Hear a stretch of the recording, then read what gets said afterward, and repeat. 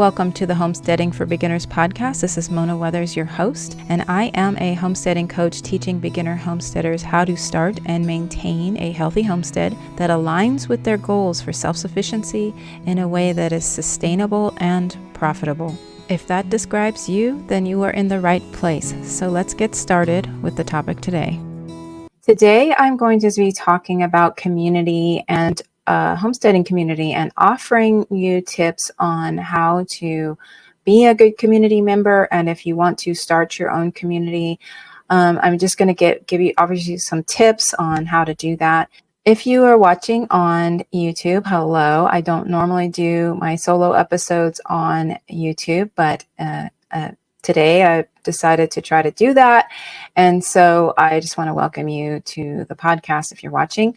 If you're not watching and you're listening on Apple or Spotify or wherever, I encourage you to go to the YouTube channel to see me talk. But, either way, I'm glad you're here. Today, I'm talking about community and how and why it's so important to have community, why you need to be a community member of some sort, either that's online or in person. I recommend both. I recommend you have a local community and an online community, just so that you can stay in touch with the world as well as your local.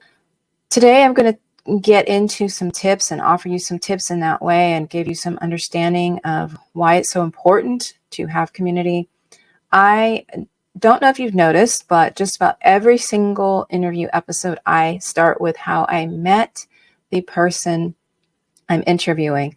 And the reason I've been doing that is to help you to understand that you can meet people everywhere. You can meet like-minded people. You can meet people who can help you throughout your journey. You can meet people everywhere. So just go out there and meet people. I have had some amazing conversations with people through different areas, in-person things like local community, as well as online community. In the last 5 years or so, I've really grown my online community. And it's because, social media and those sorts of things really help with that. So I just really want to encourage you to just find your community, however you want to do it, just find your community. So there has been a common mindset shift among everyone, across the globe, really, that's been happening. And not everyone, obviously, is having this mindset shift, but there are a lot of people who are having this mindset shift. And they're desiring to break free from the rat race and live a simpler life, to become more, slower and more intentional about how they're building their life. And this is becoming more and more sought after. People are discovering that what once made them happy, or what once they thought would make them happy, like living a rich and fulfilled life, is actually draining them because they can't keep up and maintain the pace of a life that just is all about consuming and constantly consuming. And they're finding that this is exhausting. So you may be one of those people, or maybe your story is different, but regardless of why you're here listening to this podcast or watching it, you're probably here because you want to know if the homesteading lifestyle can be fulfilling and sustainable. So maybe you sharing your desire to homestead with your close family and friends, and they think that you're a little crazy. They just don't get it. They have zero understanding of why you would even want to go and live in the country and raise your own animals for food, or your own garden for food. And the homesteading lifestyle is, not for everyone, and that's okay. It doesn't have to be for everyone. Everyone doesn't have to understand it. But what I want to encourage you with in this episode is to find people who do get it, so you can have the dream homestead that you are looking for. And I'm going to share with you some tips on how to be a good community member, and also how to start a good community. Before I get into the tips for finding your own community or building your own homesteading community, I want to share the 4 pillars of homesteading. Now, these pillars are what most homesteaders are desiring, or homestead dreamers are desiring, out of their homesteading experience.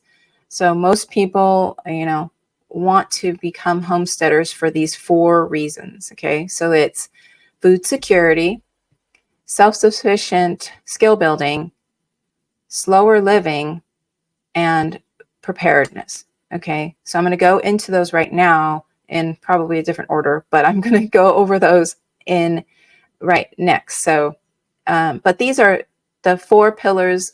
These 4 pillars can bring us together because we are all kind of understanding this is what we want out of our homesteading experience. So as community members, this brings us together. And these are the commonalities. These are the things that we have in common that we can embrace and make us stronger and thrive, right? Have thriving communities. Okay, so number 1 is food security. So if you're just like most of us, we are just kind of like, people have come to the realization that we cannot just rely on the grocery store for all of our food all of the time. Many of us have decided that it's really important to take this on ourselves and not leave it up to other people to have food available for us, right? So this is why we enter the homesteading space, because we're like, well, wait a minute, I think I need to know how to grow my own food, at least in some capacity, right? So food security is one pillar that you want to consider as you're moving forward in your homesteading experience. You can be a homesteader in many different ways, but food security pillar is one that a lot of us are entering this space because of. We want to have this. We want to know that we can grow our own food if something were to happen. Okay. So the next one is self-sufficient skill building pillar. Okay. We want, as homesteaders, we don't just want to stock up. We want to be able to know how to do the things. Like, we want to be able to know how to grow our own food and raise our own livestock and milk our own goats or cows. Like, we want to know how to do these things. When, there's a lot of skills that you can learn that will help you be more self-sufficient. But of course, we can't completely be self-sufficient. And I know a lot of people talk about it, and I think we're kind of moving out of that mindset. But we can know a lot of things that can help us to not have to rely on other people or the grocery store, or things like that. So we want to make sure that we're constantly building or refining our skills. So if you could take, you could be one of those people that wants to be the jack of all trades and find, many skills to learn and just kind of add them to your toolbox. Or you can be one of those people that masters a few skills and you just get really, really good at those few skills, and other people want to learn from you because you're so good at those skills. So either way, it's not good or bad, however you approach the skill building pillar, but it's important to be constantly thinking about building or refining your skills. Next, we have the preparedness pillar. Being prepared for natural disasters or emergency sets your homestead up to be one that can withstand many challenges. And that's the point of preparedness. It is not so that we can, stock up and keep people out and, have all this stuff and, hoard things. It's so that we can be prepared for whatever challenges we are faced with. And you can't be 100% prepared anyway, because your homestead itself can be taken away by a tornado. So, but that's why we skill build. That's why we use that as a preparedness way as well. We want to skill build so that can't be taken away from you, right? You can't lose your skills more than likely. I mean, there are things that you can lose, I suppose. But the whole point is we don't want to just think of how, stocking up in this mindset. This preparedness pillar is one that will help you through anything that can happen. A lot of homesteaders do go and get started because they want to be more prepared. They want to have the skills necessary. They want to have the food stocking up for a few weeks, few months is great. And that is something that we want to make sure that we have. Medical supplies, water, there's things that you can stock up for that will help in case of some sort of emergency or natural disaster. Another part of the preparedness plan is to have an income and savings plan. There, we saw what happened in 2020 where a lot of people lost their jobs. So we need to be thinking about how to be prepared for if something like that were to happen. If the internet were to go away, how would you have income in your own community? And I'm not saying this as a conspiracy. I'm just saying this as fact. We don't have assurances for anything ever. So the internet could leave us, or something like 2020 could happen again. That's just a fact. Like, it could happen. I'm not saying it will happen. I'm just saying it could happen. But the whole point is, like, do you have a savings plan? Do you have an income plan? Is that part of your preparedness pillar? Okay, so the next one is slow living pillar. And so not everyone who starts homesteading understands what slow living truly is about. It's not about moving through life in slow motion. It's not about being slower and having less things to do. It's actually about doing things that take more time. Like growing a garden takes way more time than buying food from the store, right? So growing your cucumber from your garden takes a lot more time than getting a cucumber from the store. So if you switch your thinking on slow living, it actually means that it's taking more time. But because it's taking more time, you have to slow down and match the pace of growing a garden. You can't rush growing a garden. You can't rush raising animals. It takes them a certain amount of time to grow to their weight for processing for food, right?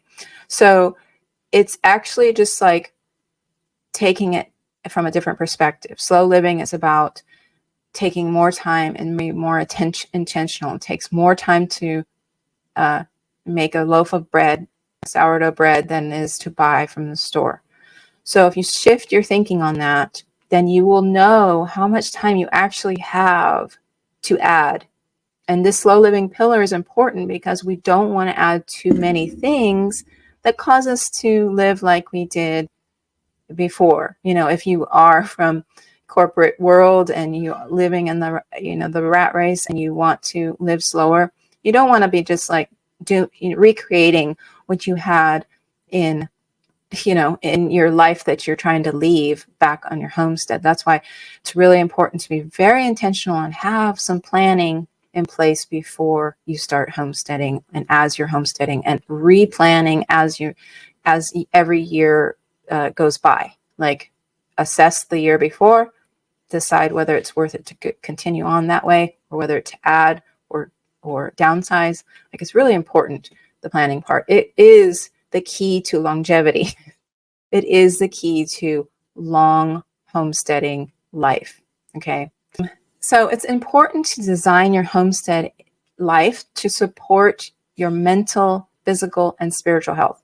Don't create this life that you don't want just because because homesteading is the word that you're using to create this life. Doesn't mean, you are homesteading, but it doesn't mean that it's the life that you actually wanted. So make sure that you're aligning your life goals with your homesteading goals. Okay. So now I'm going to get to the tips for, becoming part of a community. I'm going to offer a little bit for leadership as well, because some people might want to start their own community. If you don't have your own community in your local area or online that you feel like you're comfortable with, or you just feel drawn to start a community, I encourage you to do that. But I just want you to know about some things. So here are some tips for you if you want to be a member of an existing community, how you can be a really good member and how you can help your local community or online community or whichever it is that you want to be a part of. Here's some tips I have for you. Okay, so number one is go into this new community with a heart to serve. It's really important for you to think this way, because if you're constantly thinking about what this community can do for you, you will people will just constantly fail you, because your heart is to get. It's nothing wrong with having the community serve you, and I'll get to that. But it's important to enter into the space with the mindset of giving more than you take, and this is not only good for you as a person and your character, but it's also good to set the community tone, to be a part of that community that's just giving, and it will help your local community for sure if this is the mindset that you all have. And there is some balance. Obviously, you don't want to be always giving and nobody's helping. But if you go into becoming a member of a community in this way, then it'll just do you good. It will do you good. Okay. And I'll get to boundaries in a minute, because that's going to be something that I want to share with you also. So number two would be offer your services, expertise, extra supplies, extra food for bartering. Okay. Instead of selling. I say this because this is actually what makes homesteading so awesome, is that bartering is part of the homesteader mindset. Is we love to trade and barter. Trade technically, I guess, is exchanging for money. I don't know. I had to look those up because I thought trade was the same as barter. Maybe everybody knows that, but I had to look it up. And trade is offering your services or products for money, which seems weird. But anyway, however you say it, what I'm saying is, if you want to trade your produce for someone else's, whatever it is, you could trade your services. You could trade your produce for someone's services. I've had people trade. They were hairstylists or hairdressers, and they traded their services that way, or for eggs or whatever. I mean, you can do this, and this is what makes homesteading so amazing, is that we can do this. And the other part about this is that a lot of homesteaders tend to have the same mindset about the quality of products and food. They want to, this is not true of everyone, obviously, but a lot of us are going into homesteading because we want healthier life. So they're going to try to do all they can to offer better products, right? This is definitely not true of everyone, because I know some homesteaders are not this way, but a lot of us are in it for this reason, for having healthier quality products.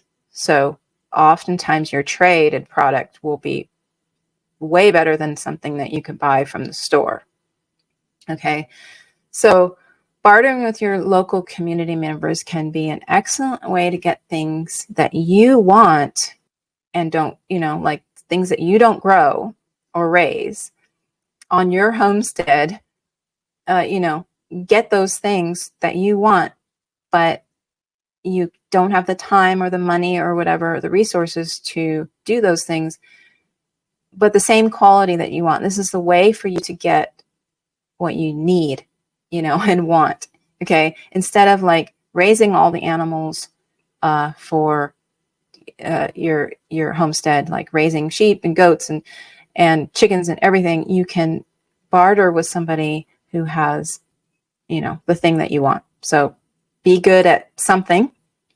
Be good at, get your skills strong on whatever it is that you're raising or growing, and then barter with people who are good at the other thing, good at the thing that you want. So the next one is treat your community members how you want to be treated. If you need encouragement, be the encourager. If you want dependability, if you want to be, you want a community where people are dependable, be a dependable person. It's really easy to say, I know, but it's not as easy to do. And especially if you don't feel like other people are reciprocating, are doing the same as you are doing. But the thing is, it is really actually better for you as a person to be the person that you want others to be to you. And that gets me to the boundaries section, which is number 4, know your boundaries and communicate them with your community. So I'm not saying any of this, giving to your community with a heart to serve, or treating your community as you would want to be treated. Those things are important with some balance and some boundaries, okay? So it's important that you know your boundaries and that you communicate them with your community, whether that's online or in person. I have an online community, the Homesteading Homestead Income Plan community, and we are a community that I admin for, and I'm pretty much 100% the one that does the work there.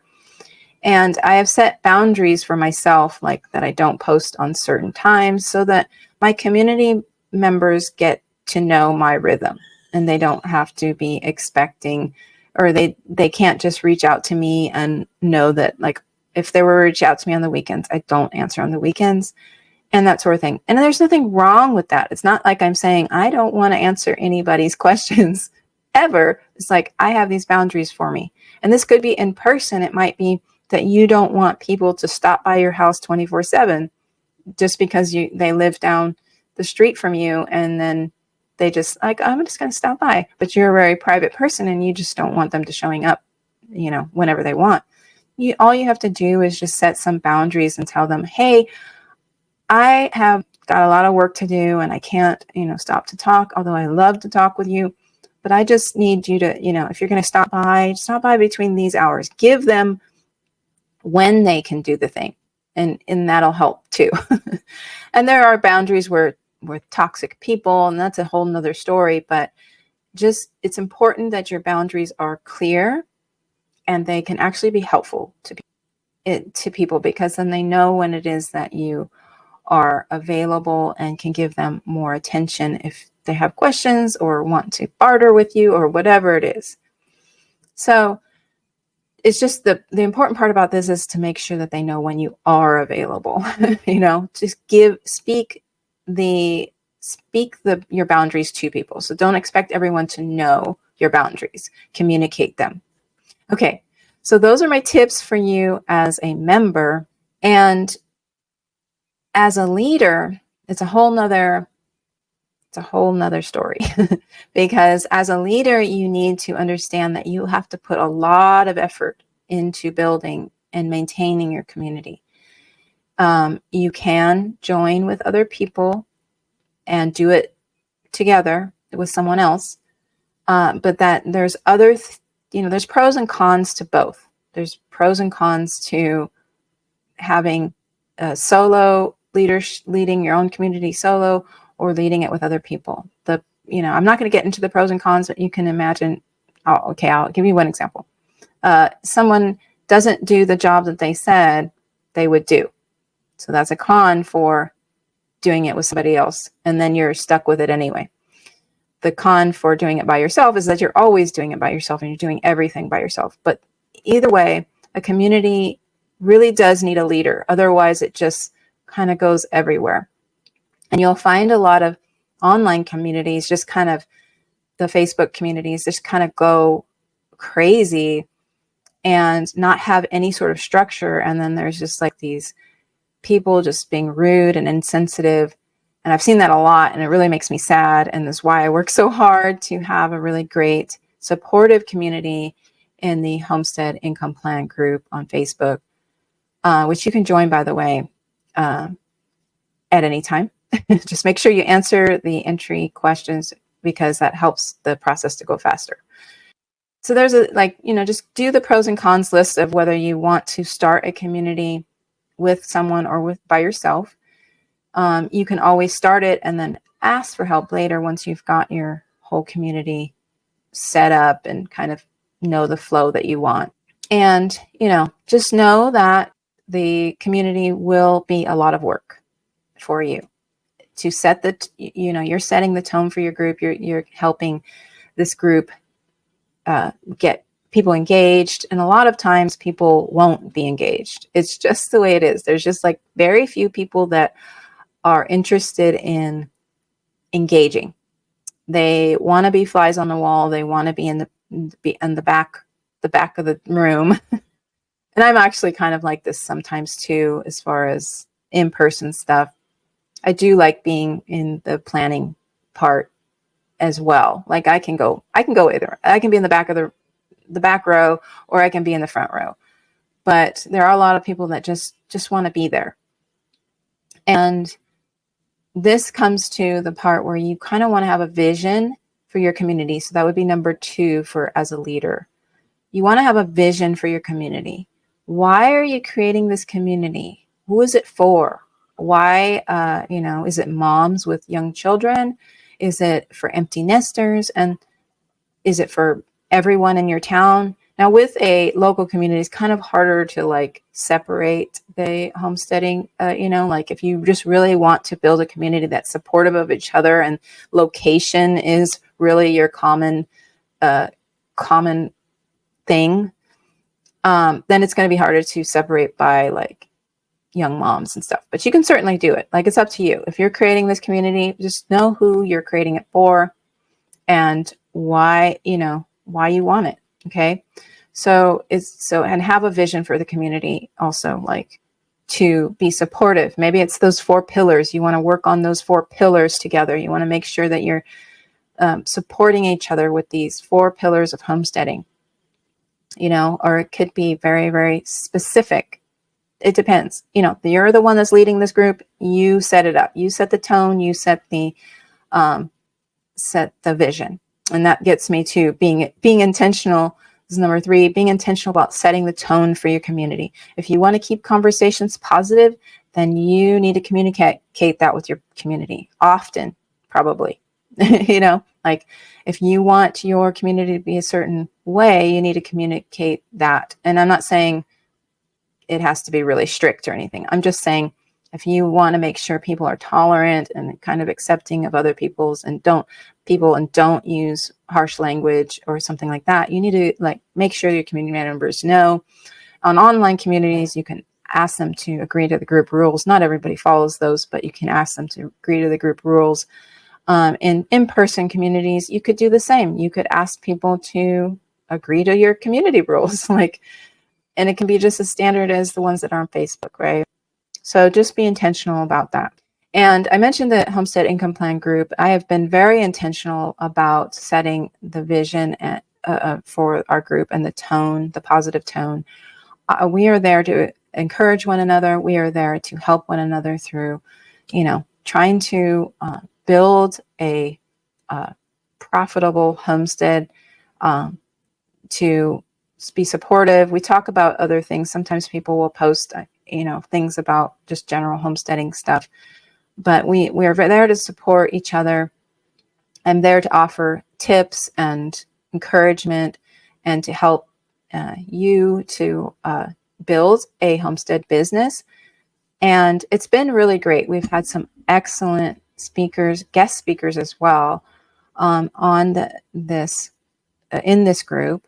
And these are, for the most part, all of those things can only be found in the group. But I just want to encourage you to join if you want to. You will know that you will see that you'll be able to see how I create communities. And I've had several communities, local and online, over the past 20 years. I like community. I like talking to people. I like people. Differences with people. I enjoy that. I enjoy getting people together and learning from each other and making new friends. I love that kind of thing. So if that describes you, you probably should have a community as well. I've seen some bad communities or, not so great communities, especially in the homesteading space. They grow like crazy. Like people, I'm telling you, people are interested in this topic a lot right now. They grow like crazy. I watched one in particular go from like 2,000 members in a year. It's like at 140,000 members. So homesteading is a very hot topic right now. And for maybe those 4 pillar reasons that I mentioned before. The problem is with some of those groups is they get so big, there's no way to monitor all that. And it's not like the group leader, the admin's intention to get it that way. But just know that if you do a Facebook group and it's generally open out to everyone, it could grow to where you can't maintain it. So you want to be strategic about that as well, especially if you're growing it for, ultimately for business reasons. It can be both for community building, but it also can be for business reasons as well. So if you're trying to build it for that reason, you want to make sure you have some sort of contain it. And for me, I'm not sure. It may, if my group ends up being too big, I may have to, stop people from joining. I'm not sure. Or hire someone. I could hire someone as long as it is part of my business, as long as I can do that. So my whole point is just be careful if you're building an online business. You don't want it to get out of hand. It will help for you to niche down and know exactly what you're building that community for. And for local, you could grow out of that as well. Local could be so big, you're like, I can't take, especially if you're growing a really supportive, awesome community, it could be really big and you might have to split it or something like that. But just know that as a leader, these are things that you're going to have to think about. You may have to think about at some point. Just be intentional is all I say, and then learn from each year, each month or whatever, learn from the previous month or year, and, grow it in a way that is helpful for you as well. You don't want it to make yourself so tired that you don't even enjoy your group anymore. Okay, so that is all I have for you today. I hope this was helpful. If you are on a podcast player right now, I'd love for you to subscribe. That would be awesome.